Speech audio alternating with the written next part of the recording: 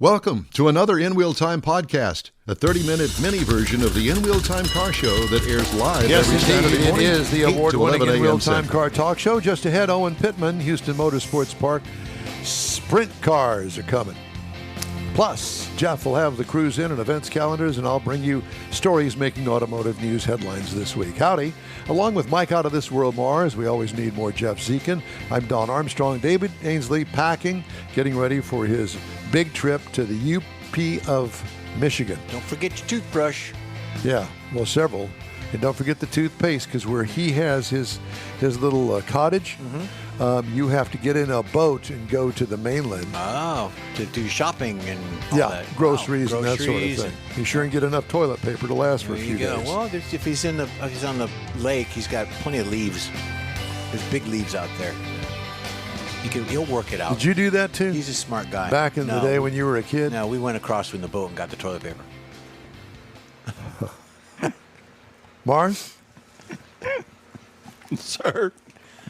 I'm not even going to venture into that. No venture. Adventure. Or adventure. Okay, well, it's all on you, Mars. I'm hunting for Mr. Owen Pittman right here. I've sent an email and a text, and I'm just trying to roust him out. Signals. He may have had a big race last night, so he may be running a little slow. Bringing the trophy home. Yeah.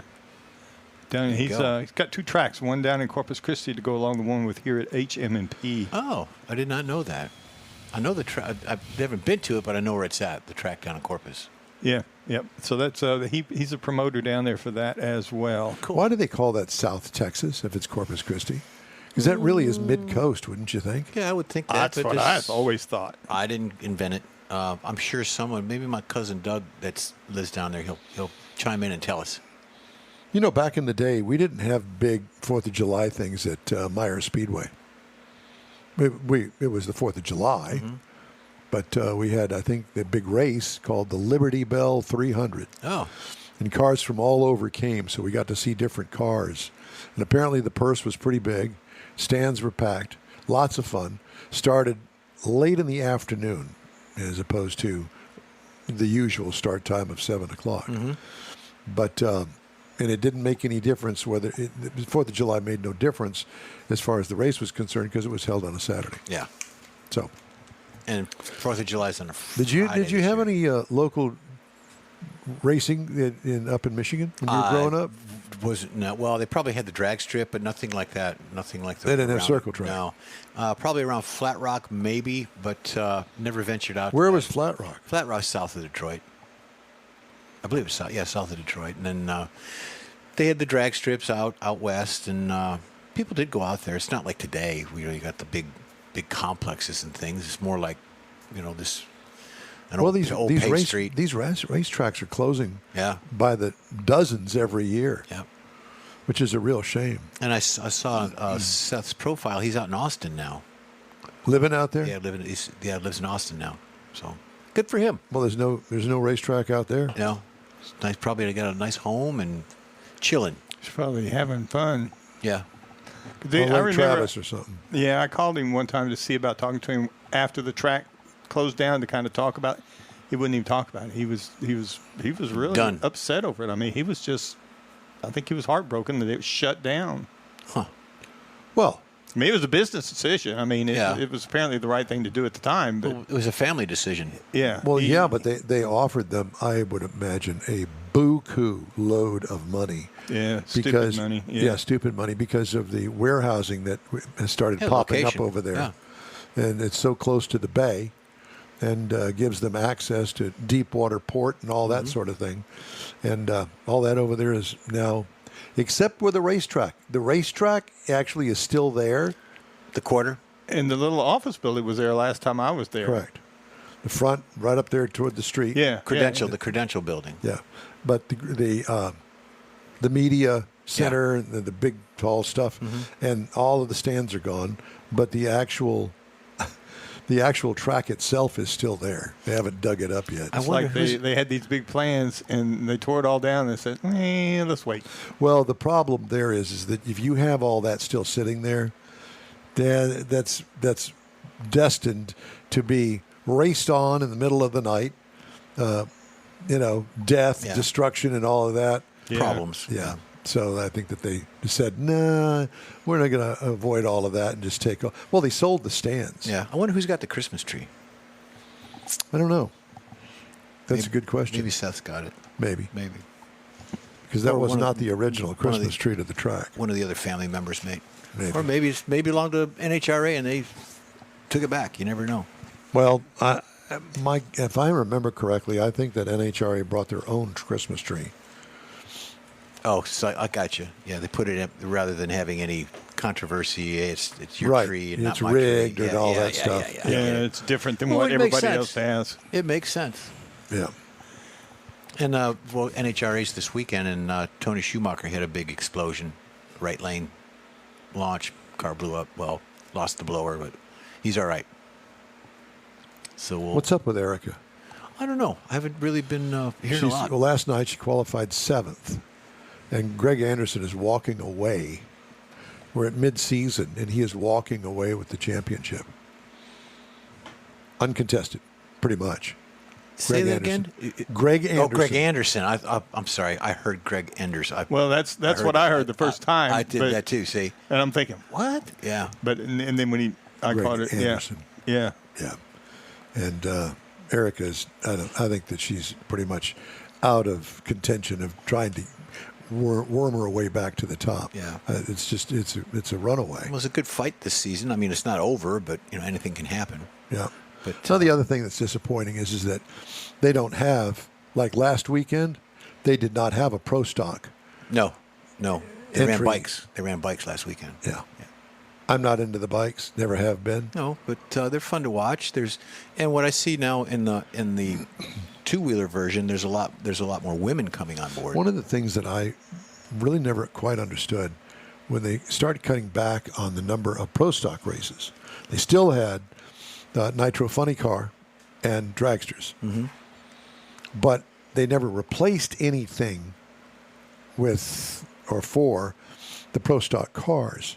And I always thought, well, that would be a great segue for the pro mods. Well, they do actually have broadcasts of the pro mods, the 30-minute segment later on in the week. I understand that, but it's not run with the actual event. Right.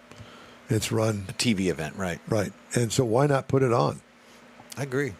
Because those cars are scary fast. Or have some type of novelty race. Have the jet cars out there or something. That'd be fun to watch. Big bucks. Get them all pumped up, and then they go, whoosh, and that's it. That's it.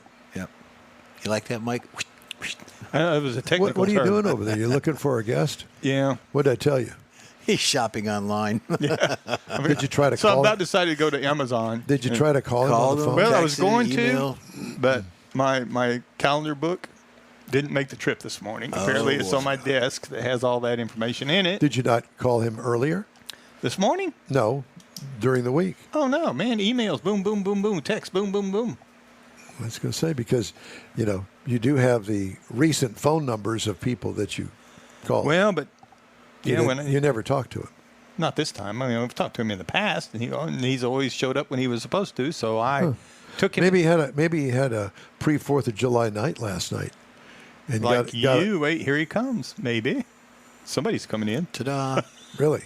Somebody. Let's see who it is. He's getting connected. Yeah. Yeah. Well, we just let you take it. Well, thank you very much. Tell me when. Let's see who this is. It's Let me get him unmuted. It's that guy. There he is. Owen. Hello. There he is. Hey there, guys. Yes, sir. How are you? I'm good. When they wave the green flag, everybody steps on the gas and goes. Oh yeah, full throttle. We're racing today down here in Corpus Christi, so at my other racetrack. So it's a hectic day for me, to say the least. Could you tilt your camera down just a bit so we could actually see you instead? There you go. are. Perfect. Thank you. Shooting it at the roof. Yeah, that's it. So you're in Corpus about Christi. We kind of suspected that you were in Corpus Christi this weekend. We don't know why, but we Yes, did. sir. Yeah. So have you kind of maneuvered the schedules in such a way that you can do 2 tracks like every other weekend or something? How does that work for you? Yeah, for the most part, we had to overlap I think 3 events this year due to rainouts and other problems. So for the most part, when I built the schedule, I built it where 1 week I would be in Corpus and then the next week I would be in Houston. So Houston's a once a month thing, so it wasn't too difficult to do. Like I said, we just got on top of each other a few times, and those times I basically go to the track that is needs me there most, and I send some guys that help me out a lot and can handle it without me, so they go to the other track. So, what is your title? What is it that you do actually? I'm the promoter for both tracks, so basically I control everything on race day. I basically run both facilities in Houston, just the oval track, not the drag strip. So basically, I'm the guy that has to pay the bills when it comes down to it. Gotcha. Everybody works for me. You're kind of like the wrestling promoter then. Yeah.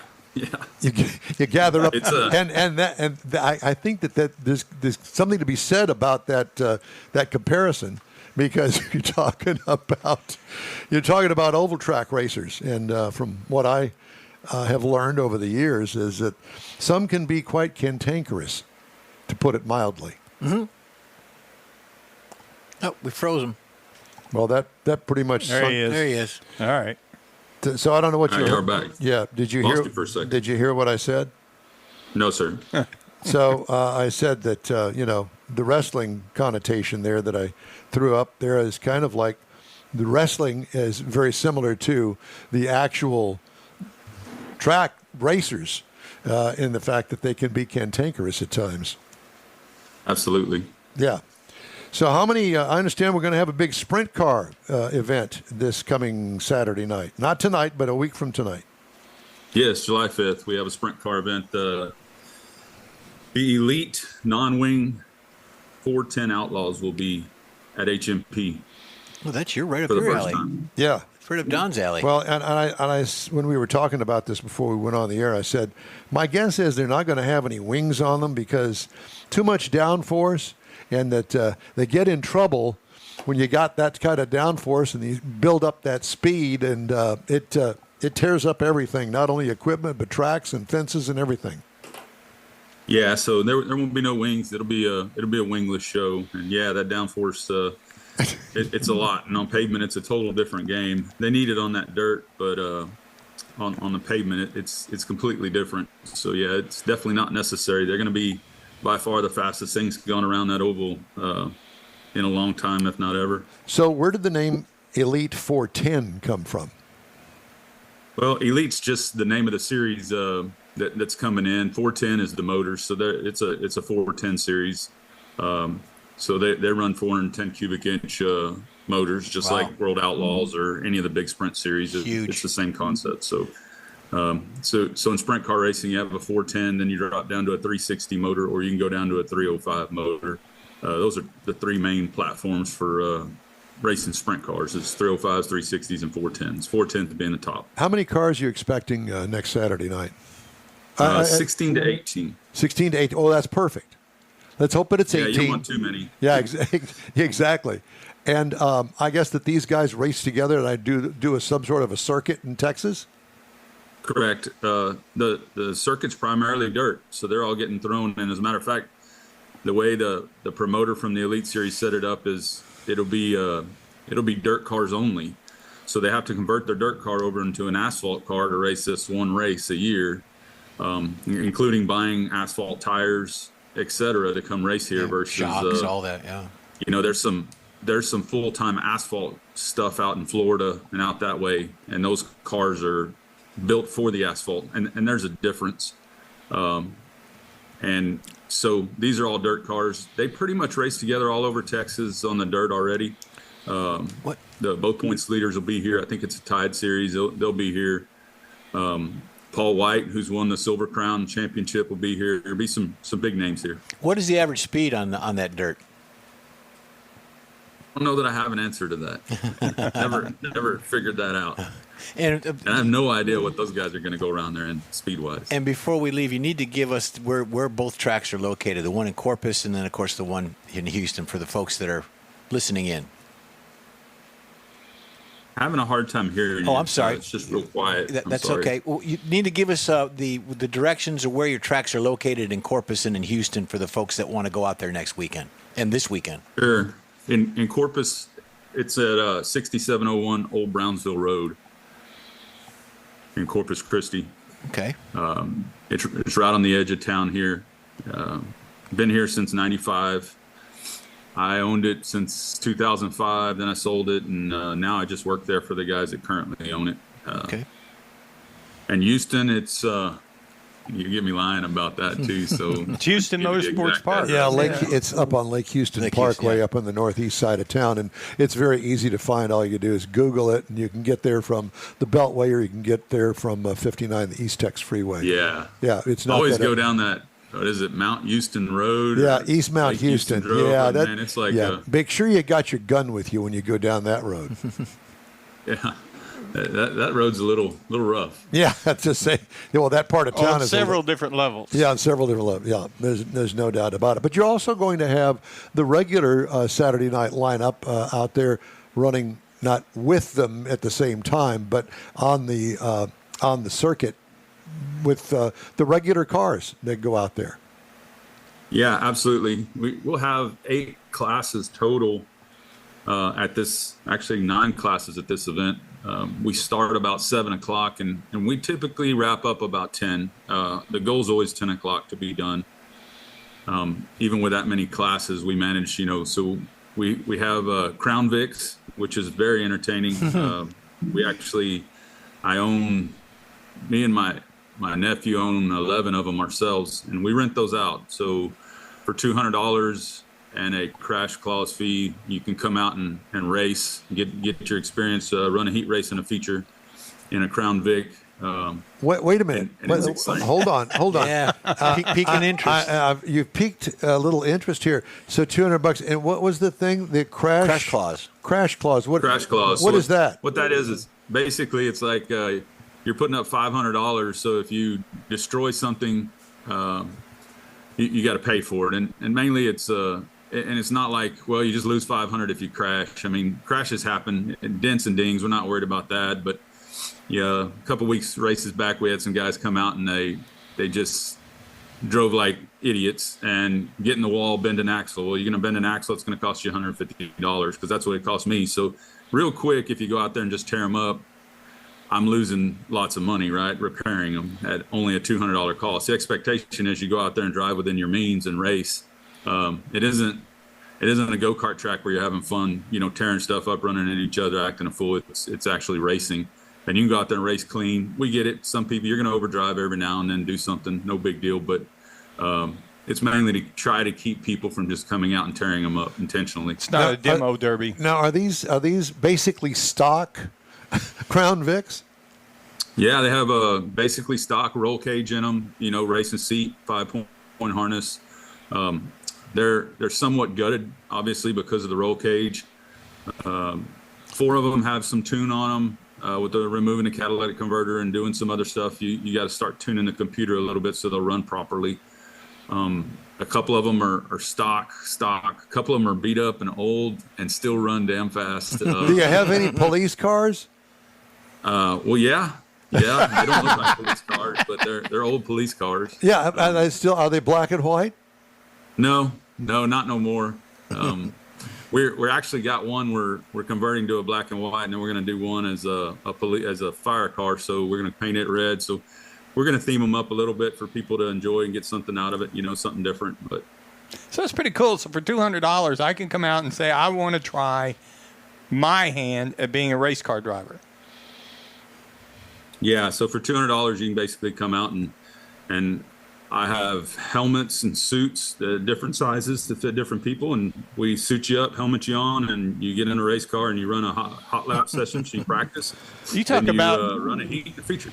You talk about a birthday present or a Father's Day present or even a Christmas present Or a death wish. Or death wish, that's it. Well, it sounds like lots of fun. So what is it, $20 to get in and $1 hot dogs and $1 beer?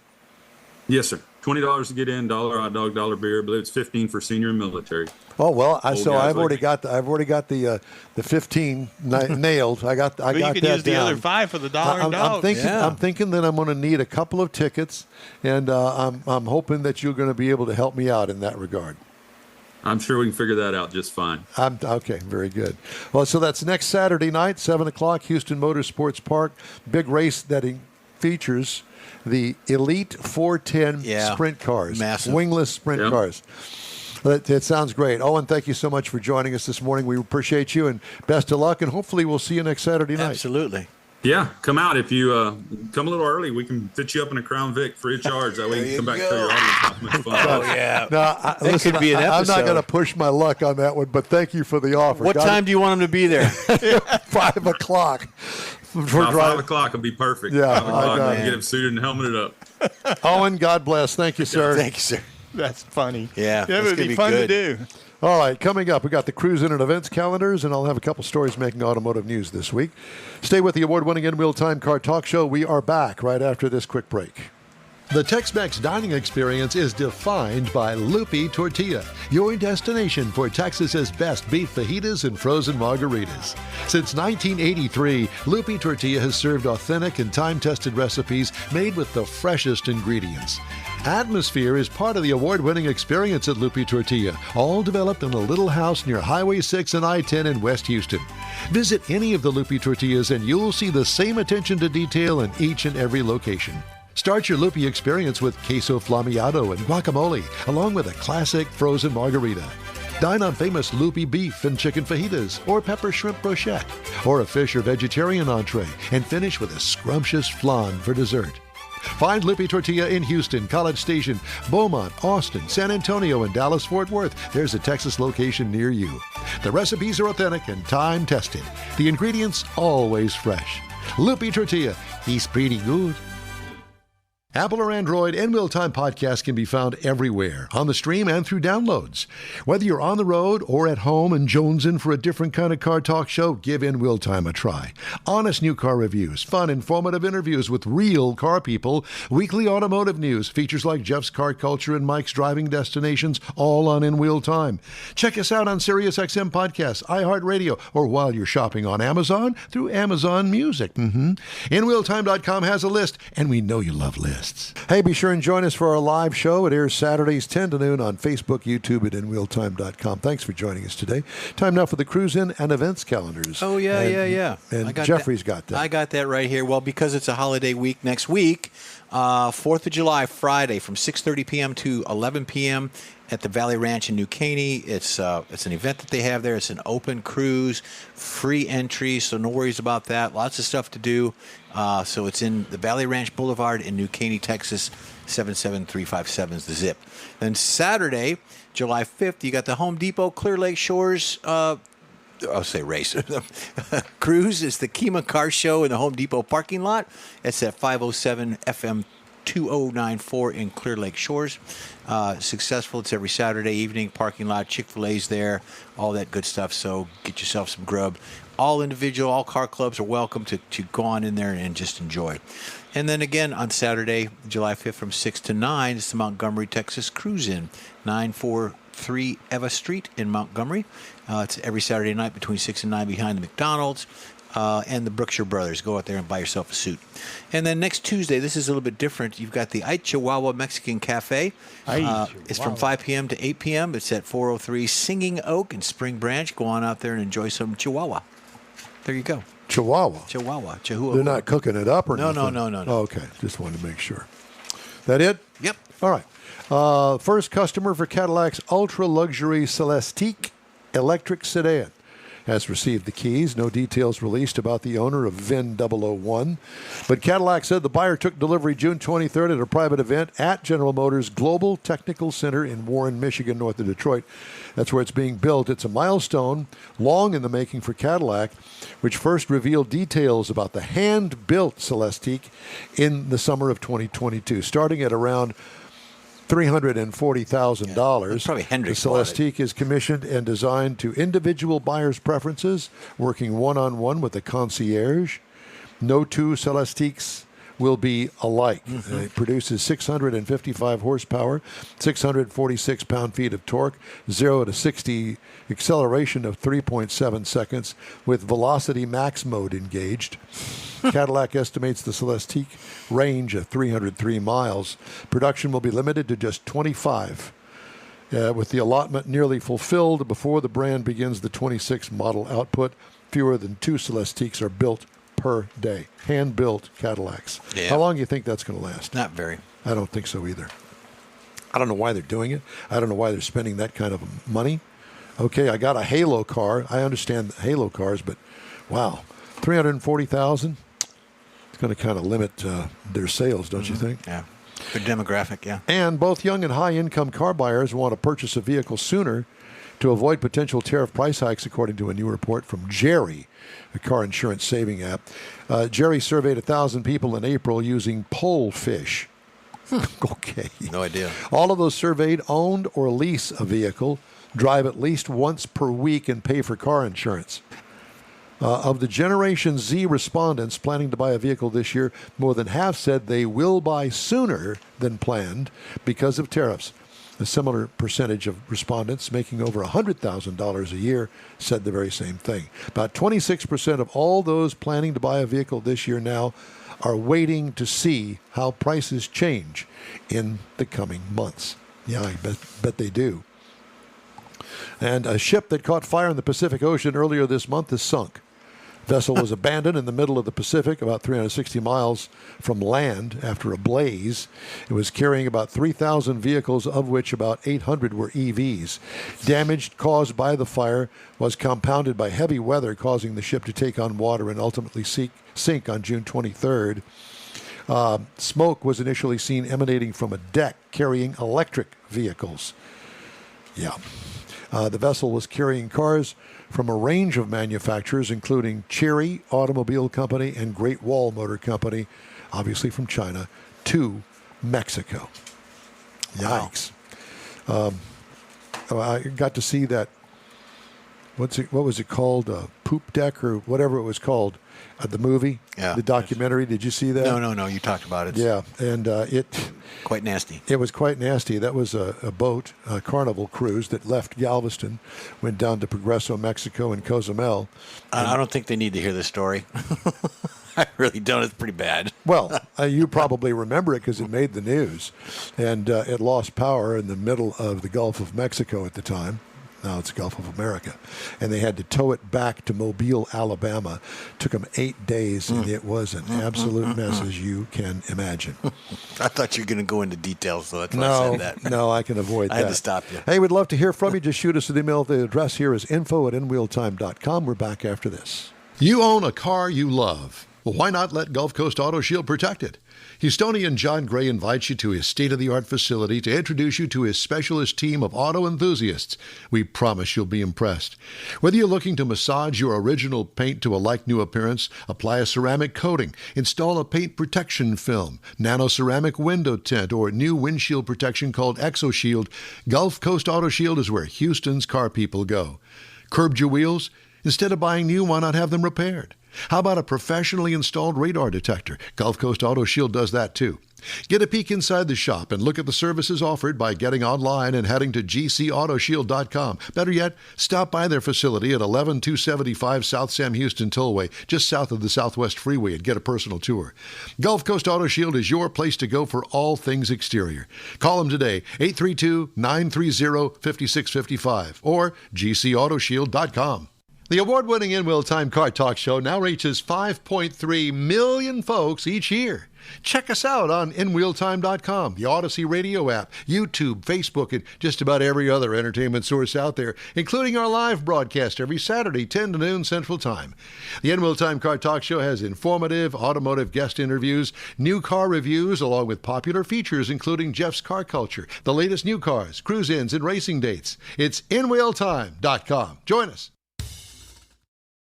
That's it for this podcast episode of the In-Wheel Time Car Show. I'm Don Armstrong, inviting you to join us for our live show every Saturday morning on Facebook, YouTube, Twitch, and our InWheelTime.com website. Podcasts are available on Apple Podcasts, Spotify, Stitcher, iHeart Podcast, Podcast Addict, TuneIn, Pandora, and Amazon Music. Keep listening, and we'll see you soon.